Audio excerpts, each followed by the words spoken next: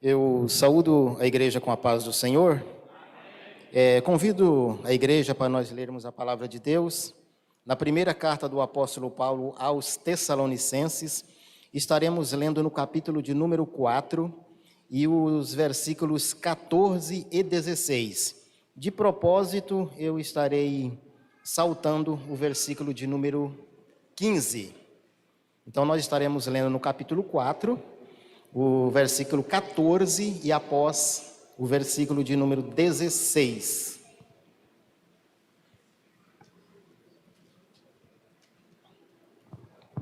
Primeira carta de Paulo aos Tessalonicenses.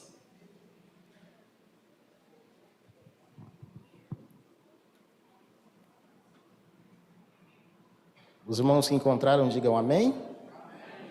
Leiamos. Porque se cremos que Jesus morreu e ressuscitou, assim também aos que em Jesus dormem, Deus os tornará a trazer com ele. Versículo 16. Porque o mesmo Senhor descerá do céu com alarido e com voz de arcanjo e com trombeta de Deus, e os que morreram em Cristo ressuscitarão primeiro.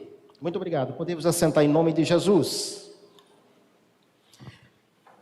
Estou aqui agradecido a Deus pela oportunidade de estar aqui nessa noite, vos pregando a palavra de Deus e também adorando a Deus. Eu até cogitava em meu coração não poder estar aqui nessa noite. Ficamos com um pouco de febre, um pouco de dor de cabeça. Mas lá em casa nós temos uma farmacinha, né? Acho que toda casa tem uma farmáciazinha, né? E a gente procurou algo ali, tomou e deu certo. E estamos aqui, bons, para a glória do nome de Jesus. Os irmãos estão me ouvindo bem? Parece assim que está soando diferente no meu ouvido a minha voz. Embora a gente ouve diferente a voz da gente, porque a gente só não ouve pelos ouvidos, né? Ouve também aqui, por muitas partes aqui do... Mas eu parece que está com um pouco de eco. Tá boa? Os irmãos estão me ouvindo bem? Dá para entender bem? Eu sempre fico preocupado assim, que eu gosto que os irmãos entendam bem o que a gente vai falar, o que a gente vai expressar.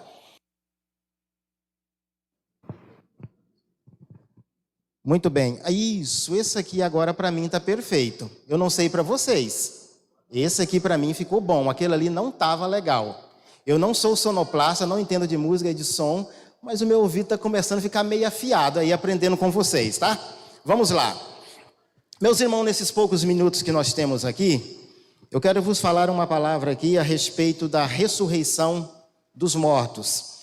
Se tivéssemos tempo suficiente, eu iria gastar desse tempo cerca de uns 15 a 20 minutos para me falar um pouquinho da estrutura física, molecular e anatômica que é o corpo do ser humano, que é essa máquina impressionante que foi criada por Deus com a capacidade de se reproduzir. Mas como nós não temos tempo, eu vou logo falar a respeito da ressurreição dos mortos. No final aqui dessa palavra, quem sabe o que a gente vai falar vai soar um pouco difícil para quem estiver nos ouvindo ou posteriormente nos ouvirá, porque essa mensagem com certeza ela vai ficar gravada. Porque tem certos assuntos da Bíblia que é bastante difícil de ser digerido por essa geração tão moderninha que nós estamos vivendo aí, né? Então, mas nós vamos aqui pregar a palavra de Deus com toda a fidelidade que o Espírito Santo tem colocado em nosso coração. Então vamos falar a respeito da ressurreição dos mortos. Primeira pergunta, o que é ressurreição dos mortos? Ressurreição dos mortos é nada mais, nada menos do que Deus, pelo seu poder, estar devolvendo ou outorgando novamente a vida à pessoa que já faleceu. Isso inclui a pessoa crente e inclui a pessoa descrente. E temos que entender que quando a Bíblia fala a respeito da ressurreição, do retornar dos mortos, ela está falando de algo universal. Quando fala de algo universal, ela está nos afirmando o seguinte, que nenhum ser humano que já nasceu, que já viveu e que já morreu nessa terra, ou que vive, ou que morrerá, ele vai escapar de um dia ele ressurgir da sepultura. Todas as pessoas, sem exceção, um dia elas vão ressuscitar. Só que com uma diferença básica. A Bíblia diz que uns ressuscitarão para a salvação e gozo eterno, e outros ressuscitarão para a vergonha e o desprezo eterno. Agora, o que cabe a nós nos dias de hoje é nós ouvirmos a pregação da palavra de Deus, é nós lermos a palavra de Deus e termos sensibilidade do Espírito Santo e nós decidirmos de qual dessas ressurreições nós queremos participar. Se é da ressurreição para a vida eterna, para o gozo eterno, ou é para a ressurreição, para a perdição e vergonha eterna. Somos nós que decidimos. Não é Deus que determinou isso. É nós que decidimos dar voz à pregação da palavra e ao toque do Espírito Santo em nossos corações. Historicamente falando, um dos primeiros povos que criam na ressurreição era uma nação que posteriormente passou a chamar-se Egito. Mas antes do nome Egito, o nome dessa civilização chamava civilização de Misraim. Eles eram contemporâneos ali do patriarca Abraão. Eles foram os primeiros a crerem na ressurreição. E como nós sabemos que a fonte primária a respeito da ressurreição é a Bíblia Sagrada, e o seu servo, os seus profetas e aqueles que escreveram a Bíblia, nós ficamos pensando, mas como que uma civilização tão antiga e não avançada para a nossa época, que é os egípcios, como que eles sabiam a respeito da ressurreição?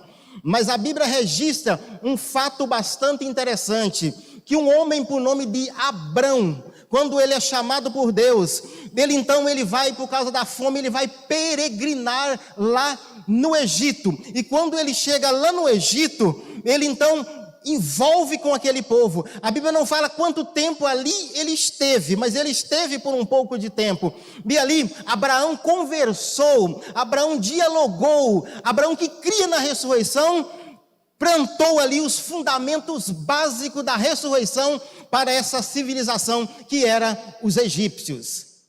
E nós entendemos pela Bíblia que Abraão, se trouxesse Abraão para o século 21, Abraão seria um excelente pregador, porque ele era um homem eloquente na hora de discutir com uma pessoa, na hora de negociar alguma coisa, vender ou comprar, e até mesmo na hora de tentar negociar com Deus, Abraão usava toda a sua eloquência. Haja visto o caso de Abraão, lá em Sodoma e Gomorra, quando ele começa a negociar com Deus a respeito dos contemporâneos de Ló, para tentar salvar aquela cidade.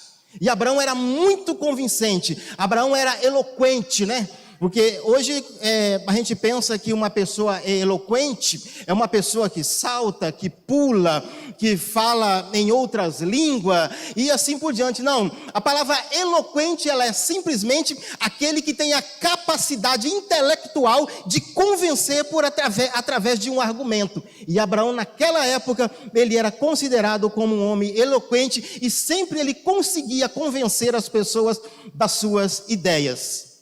Louvado seja o nome de Jesus.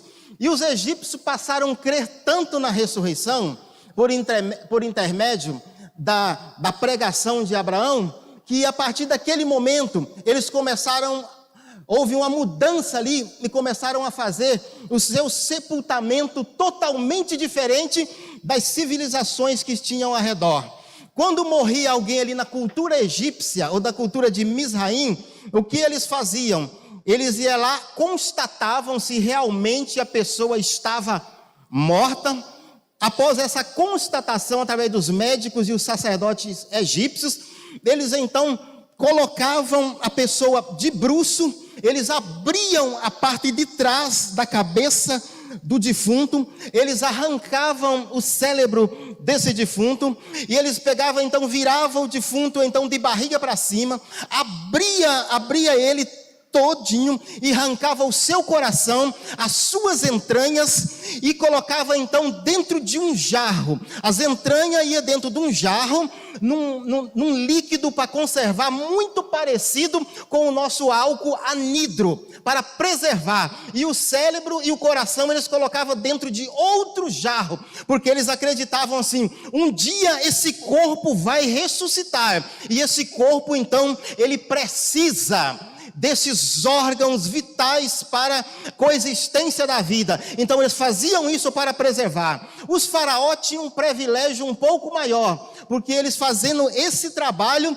eles ainda construíam uma pirâmide que servia de sepultura só para ele e para os seus criados, e a sua riqueza também era ali enterrada para eles, porque eles acreditavam que um dia aquele corpo ia ressuscitar, e precisava de um cérebro, de um coração, de entranha, de riqueza e até mesmo de servos. O problema mais bizarro de tudo isso é que os servos do faraó eram enterrados vivos junto com o faraó, e eles morriam lá dentro, a míngua, sem oxigênio, naquele ambiente claustrofóbico que era lá dentro da pirâmide. O único de bizarro era isso, porque eles acreditavam que um dia os faraós iriam ressuscitar e precisavam de toda a vida terrena que antes eles tinham da morte. Mas como eles acreditavam nisso?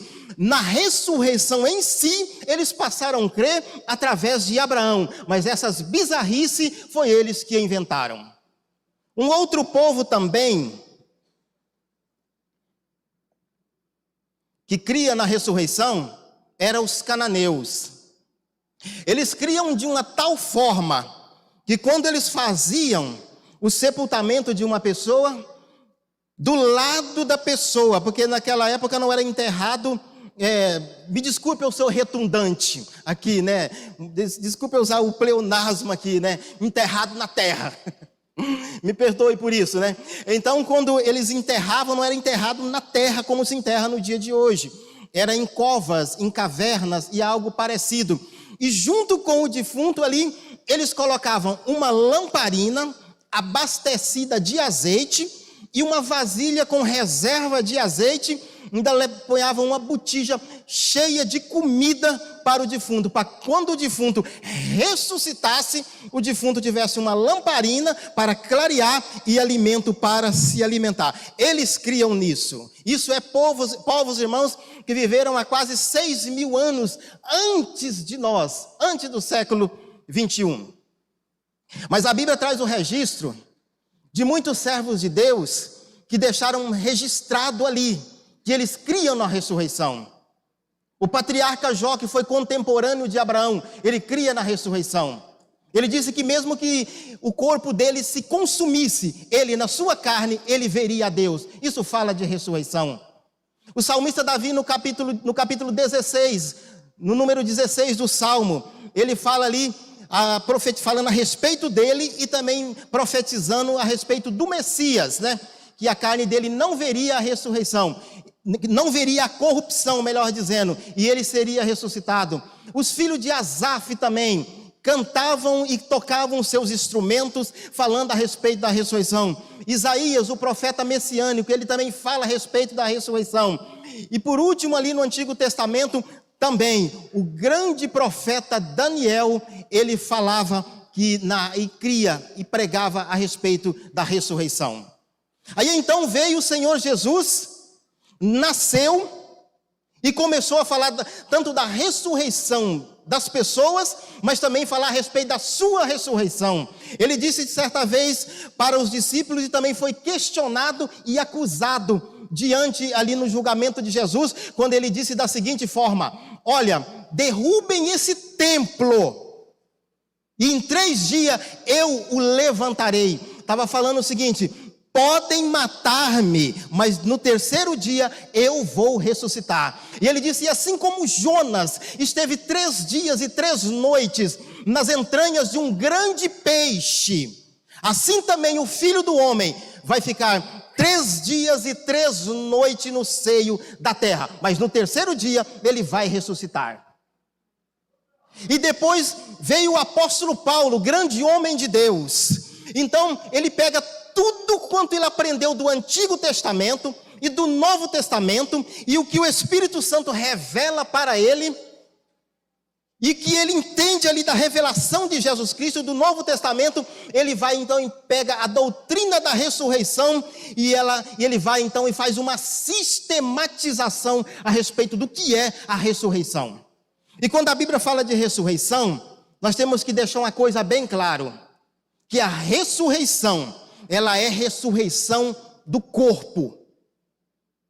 É a ressurreição do corpo. É este mesmo corpo aqui, ó, que está sendo animado pela alma e pelo espírito. É esse mesmo corpo que um dia, se ele sucumbir diante da morte, ele for para a sepultura, ele entrar em estado de decomposição, de putrefação, ser comido pelos bichos e pela terra, esse mesmo corpo, o Espírito de Deus vai ressuscitar esse corpo, num corpo glorioso. É isto que é ressurreição.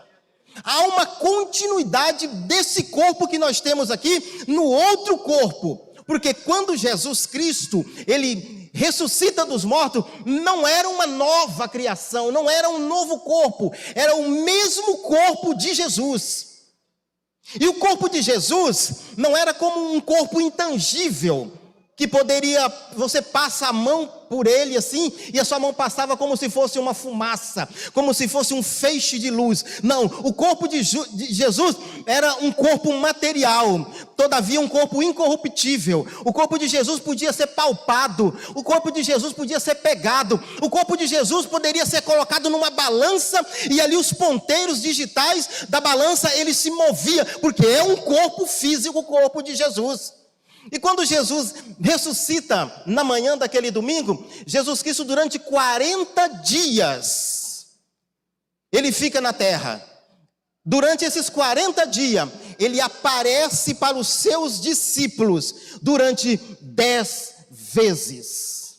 E há uma certa ordem cronológica que Jesus aparece para os seus discípulos. Não temos tempo para falar sobre esse assunto, porque essa ordem cronológica que Jesus aparece da primeira à 10ª vez e a última vez para os discípulos, ela é muito importante para nós cristãos. E alguns dos discípulos duvidaram. O Tomé, por exemplo, diz da seguinte maneira: se eu não tocar em Jesus, se eu não pegar em Jesus, eu não acredito que ele ressuscitou. 8 dias após ele fazer essa afirmação, essa declaração, Jesus aparece no meio dos discípulos, e então ele desafia Tomé, e confronta Tomé, e diz assim, ó: venha cá, pegue no meu corpo, se você quiser está aqui à disposição, coloca as tuas mãos nos buracos, os teus dedos nos buracos da minha mão, e se você também pode colocar a sua mão aqui no lado, aonde entrou a lança. Não sabemos se Tomé fez isso, mas o corpo de Jesus era um corpo que podia ser visto, palpável e tocável em todos os seus sentidos, e assim também será o nosso corpo, porque o corpo ressurreto de Jesus, ele é o modelo da nossa ressurreição. Louvado seja o nome de Jesus. Louvado seja o nome de Jesus.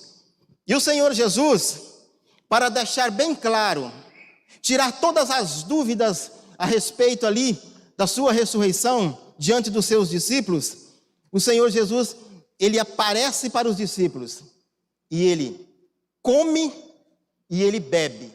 Irmão, agora a coisa complicou um pouco, mas quando nós ressuscitarmos em um corpo glorioso, houver a ressurreição dos santos, nós comeremos e beberemos. 2 palavras nós temos que aqui falar e explicar: necessidade e capacidade. Não teremos a necessidade de alimentos como temos no dia de hoje. Não teremos necessidade, mas teremos sim a capacidade de nos alimentarmos. Isso vai acontecer após a ressurreição dos mortos, no dia do arrebatamento da igreja. Louvado seja o nome de Jesus. Porque o Senhor Jesus disse da seguinte maneira ali na Santa Ceia, quando ele celebrou com seus discípulos: olha, Eu muito desejei participar com vocês aqui dessa Santa Ceia. E eu digo agora que eu estou participando com vocês. E desde agora eu não participarei, a não ser no reino do meu Pai. Então eu acredito que como nós participamos de uma ceia física, material, aqui, nos dias de hoje, eu acredito piamente também que no céu haverá, e a igreja vai se alimentar lá nessa ceia. Não por necessidade, mas porque ela tem a capacidade. Louvado seja o nome de Jesus. Outra coisa que nós temos que falar sobre a ressurreição, é sobre 3 tipos de ressurreição. A ressurreição de mortos, a ressurreição dentre os mortos e a ressurreição dos mortos. Quero deixar bem claro explicando esse termo. Ressurreição de mortos é quando a Bíblia registra que pessoas morreram, foram ressuscitados e posteriormente voltou a morrer. A Bíblia deixa 8 exemplos a respeito disso. Talvez 9 exemplos. 8 a Bíblia fala. No meu pensamento, talvez 9 exemplos. Nesse caso, nós temos ali o caso da filha da viúva de Naim. Morreu, ressuscitou. Ressurreição de mortos. Lázaro morreu, ressuscitou e voltou a morrer. Ressurreição de mortos. E agora, a ressurreição dentre os mortos, que é a mais importante de todas elas. Quando ela vai acontecer? Ou quando ela vai começar? Irmãos, nós não sabemos quando que ela vai prosseguir, mas nós sabemos que a ressurreição dentre os mortos, ela já começou. Porque o Senhor Jesus, ele morreu na sexta-feira. No domingo de manhã, quando a terra ali deu um terremoto, deu relâmpagos e anjos apareceram ali, iniciou-se ali a ressurreição dentre os mortos, porque somente Jesus Cristo e uns outros exemplares que estavam ali ressuscitaram. Os demais mortos que estavam ali não ressuscitaram. E essa ressurreição ela já começou e ela terá continuidade no arrebatamento da igreja, porque no dia que a trombeta tocar, os mortos vão ressuscitar dentre os mortos, só que só vai ressuscitar aqueles que morreram em Cristo Jesus. Os demais mortos vão ficar dentro da sepultura. Só os crentes que vai ressuscitar. Eu fico imaginando aqui a alegria dos irmãos que têm os seus parentes que morreram em Cristo. Eu fico imaginando a alegria dos irmãos que têm os seus amigos, os seus vizinhos que morreram em Cristo. E nesse dia, dentre os mortos, eles ressuscitarem. E você rever esses seus parentes, amigos e vizinhos que um dia partiram em Cristo. Oh, louvado seja o nome de Jesus. E o mais importante de tudo isso, vocês se lembram muito bem que eu não sei há quanto tempo que aconteceu, tinha aquele pastor que morreu no acidente da TAM, como que era o nome dele?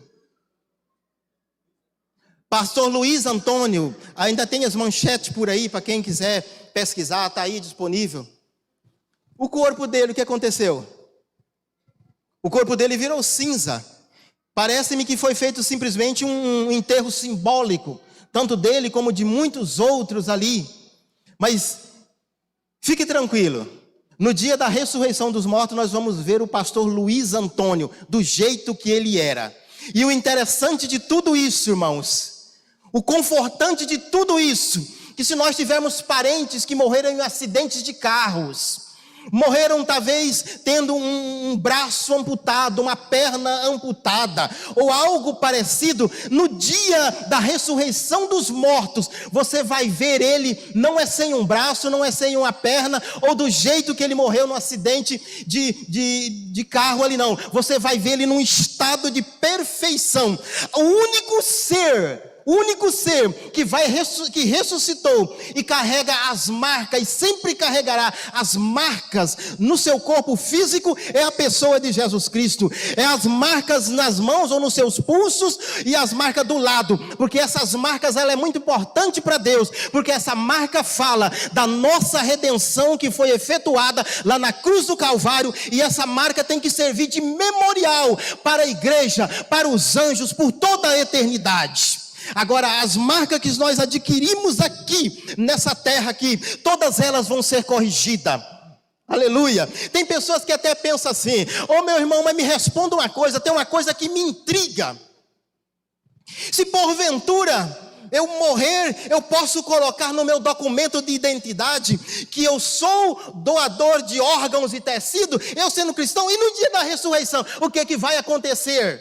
Tem gente que fica aí, perturbado com isso aí, fica preocupado com isso. Irmão, isso aí é de fórum pessoal, entre você e entre Deus. Se você quiser colocar na minha identidade, está escrito lá: não doador de órgãos e tecidos. Na minha identidade, é um posicionamento que eu peguei para mim. Mas se você quiser colocar ali, no seu documento, doador de órgãos e tecido, pode ficar tranquilo. Isso não vai atrapalhar o seu arrebatamento, isso não vai atrapalhar a sua ressurreição, porque tudo isso aí haverá uma continuidade, e o que tiver faltando no seu corpo, Deus vai trazer ele perfeito, porque Deus não faz nada imperfeito. Louvado seja o nome de Jesus. Louvado seja o nome de Jesus. Então, a ressurreição dentre os mortos, no dia da ressurreição dos justos, só os justos vão ressuscitar, os demais não ressuscitarão, só os que estão em Cristo. Deixe-me ser aqui, irmão, um pouco incisivo nas minhas palavras. Os bêbados não vão ressuscitar no dia do arrebatamento, os adúlteros não vão ressuscitar, os abomináveis não vão ressuscitar, os mentirosos não vão ressuscitar, os mexeriqueiros não vão ressuscitar, os fofoqueiros não vão ressuscitar, aqueles que falam e não cumprem com a sua palavra não vão ressuscitar, os contendeiros não vão ressuscitar, os que compram e andam dando calote e diz que é crente, vai morrer, mas não vai ressuscitar dentre os mortos. É pesado isso, irmão, mas é a realidade que eu tenho que pregar para vocês nessa noite. E tem uma outra lista aí que, se eu falar, pode me dar problema, mas eu acho que vocês têm inteligência, eu tenho certeza que vocês têm inteligência suficiente, que tem uma outra lista que eu podia falar aqui, mas pode dar problema para mim ou para a igreja. Não vão ressuscitar. Fica aí, cada um aí pensa quem quiser, eu não vou falar aqui. Não vai ressuscitar.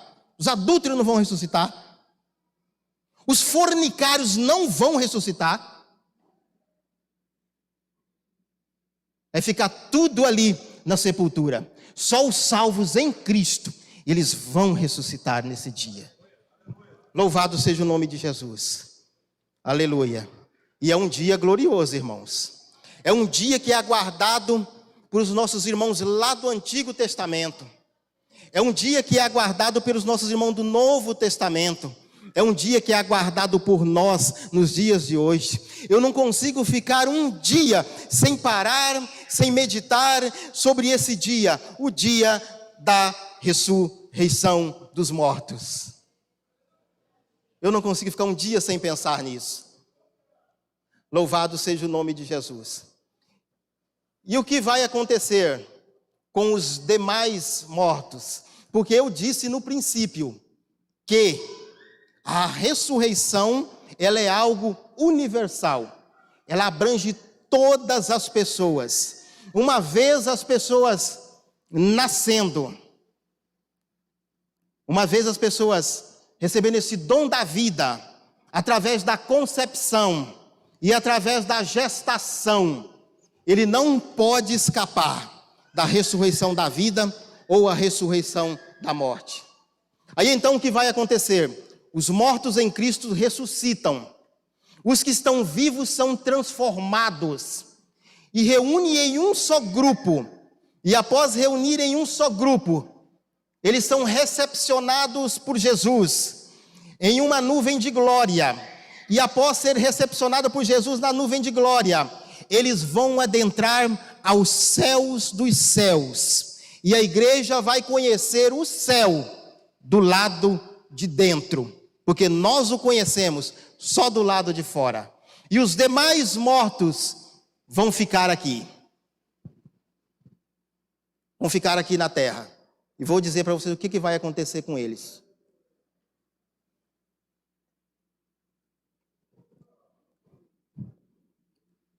Deixa eu explicar algo para vocês. Aborto, no meio de cristão, nem se discute, a não ser que venha para dar uma descrição e uma prescrição a respeito do assunto. É assassinato, é crime. Tá? Mas se uma irmã salva em Cristo, acontece o chamado aborto espontâneo, é difícil para o pai, para a mãe, mas deixa eu trazer uma palavra para vocês aqui. Fique tranquilo.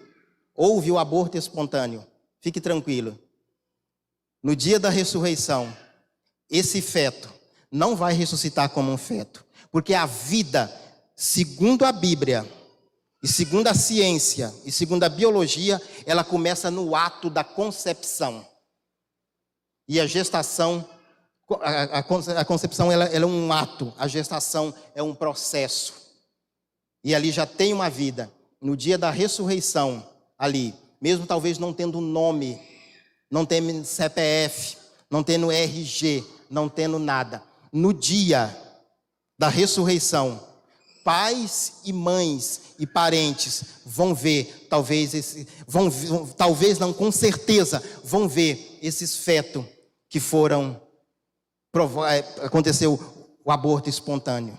Eles vão ver ele, mas que tamanho? Em forma de um varão perfeito. A gente nem talvez sabe se é menino ou se é menina. Aí de repente a mãe vai lá e vai se encontrar com o seu filho que aconteceu o aborto espontâneo. E uma outra coisa também que é muito pesada, mas é a realidade.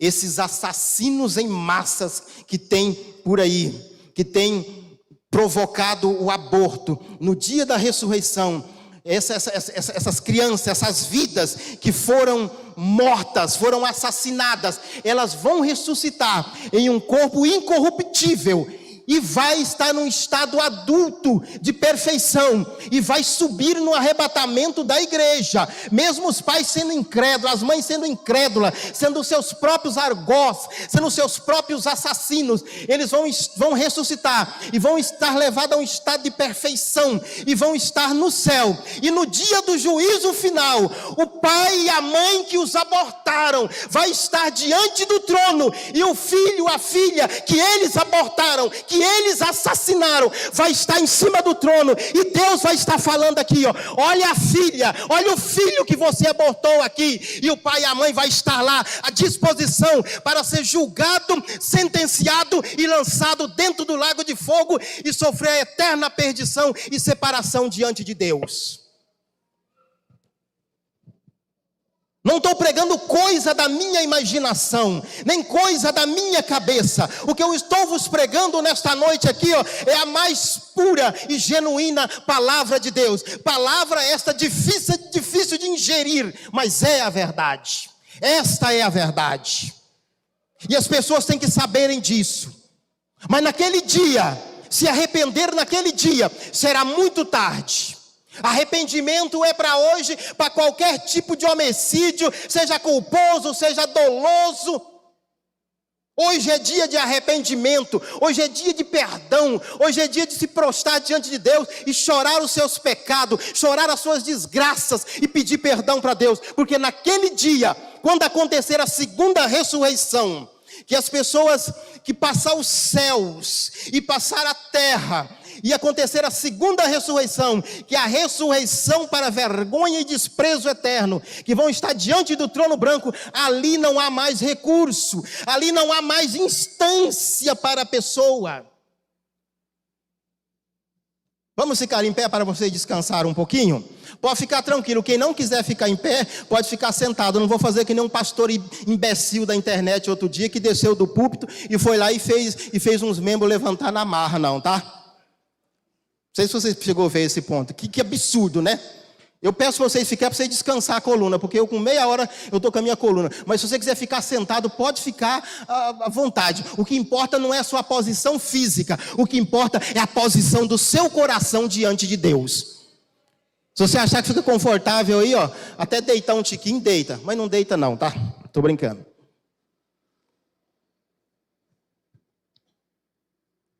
A ressurreição dos mortos é a ressurreição para perdição e vergonha eterna.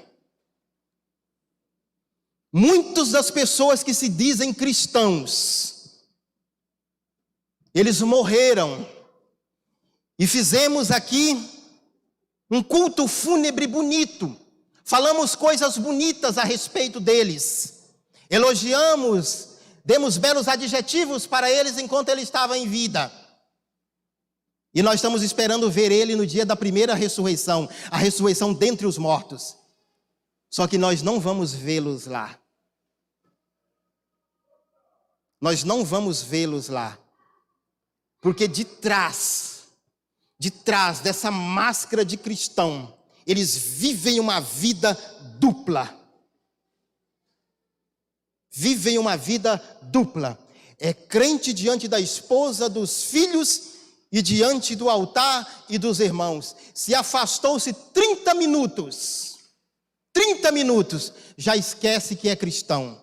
Qualquer proposta que lhe oferece, ele abraça e não perdoa de forma nenhuma. Isso não é cristão. Morre, tem um sepultamento de cristão, mas não vai ressuscitar no último dia.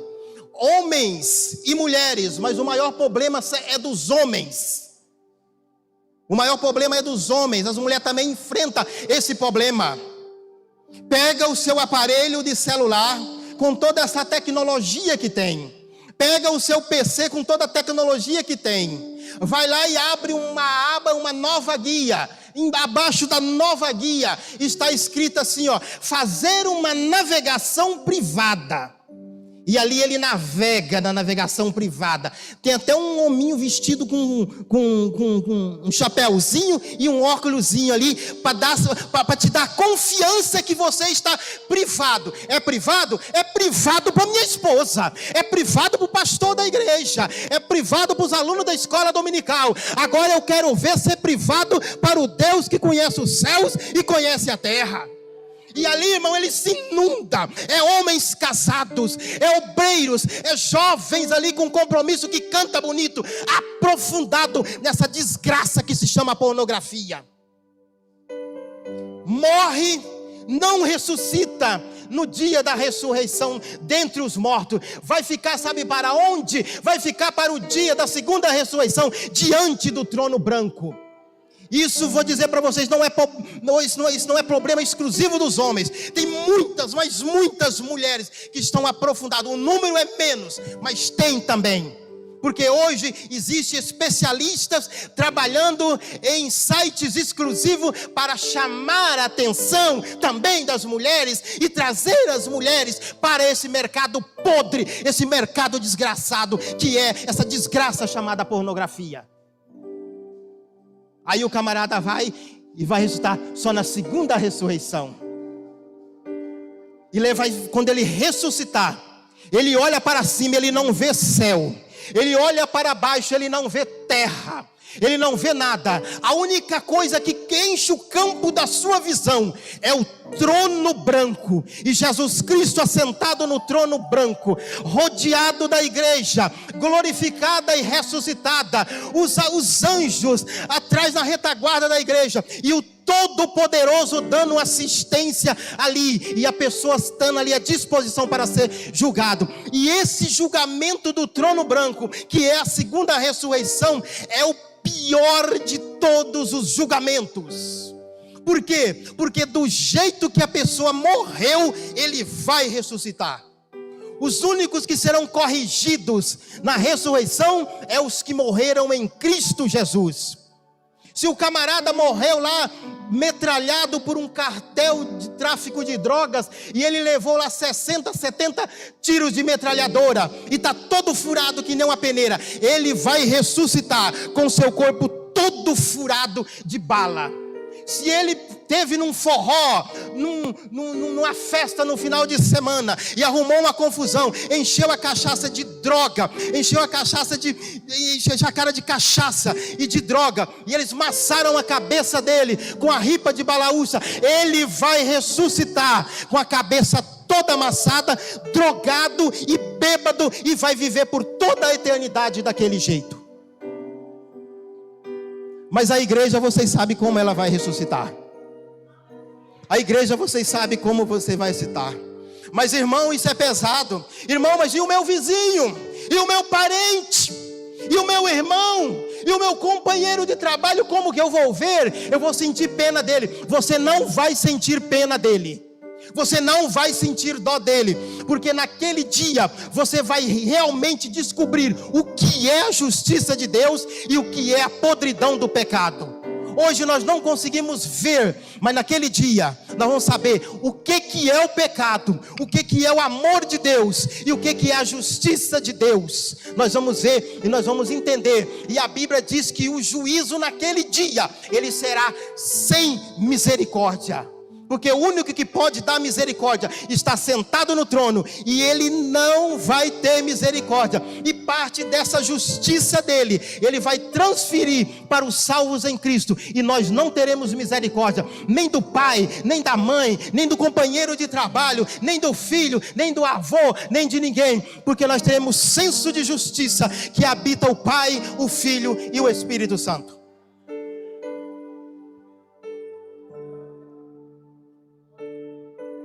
Foi feitas as apresentações aqui nessa noite, e eu não prestei bem atenção. Se tem alguma pessoa que está distante dos caminhos de Jesus, alguma pessoa que ainda não é crente em Cristo Jesus, que não o aceitou e recebeu o perdão dos seus pecados, tenha misericórdia de você mesmo. Aceite o convite. Se tem alguém, em nome de Jesus, pelo amor de Deus, venha reconciliar-se com Jesus. Venha aceitar a Jesus como Salvador, porque se você morrer no estado que você está, você não vai ressuscitar no dia do arrebatamento da igreja. Não estou, quem é nós para julgar? Eu não estou julgando, eu estou apenas fazendo uma declaração que a Bíblia faz.